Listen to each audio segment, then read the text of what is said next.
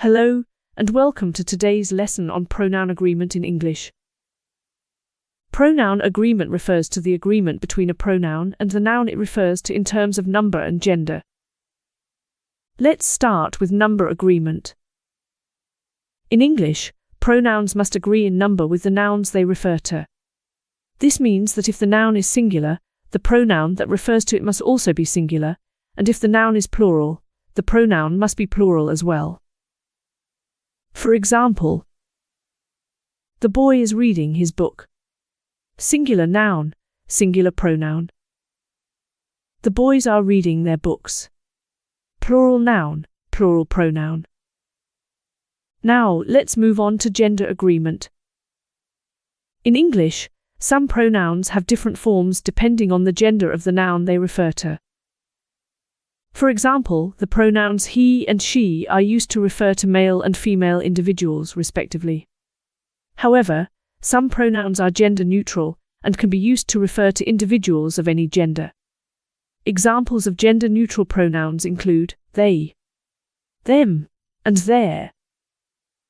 It's important to note that in some cases, the gender of the noun that the pronoun refers to may not be specified.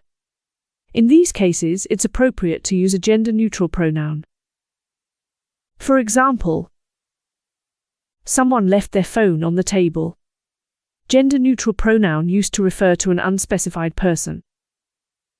Now, let's discuss some common errors that can occur with pronoun agreement. One common error is the use of pronouns that don't agree in number with the nouns they refer to.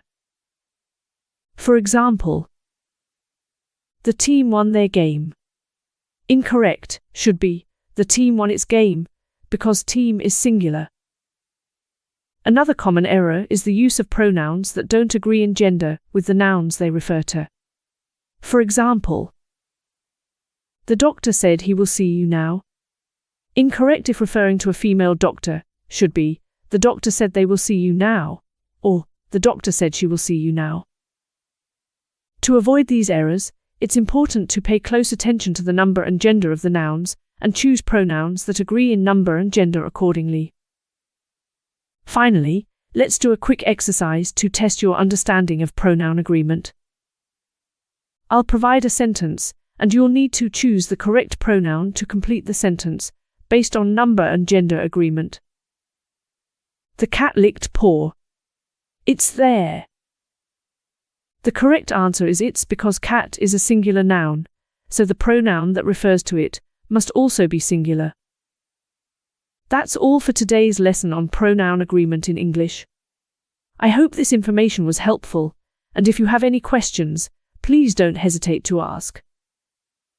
Thank you for watching.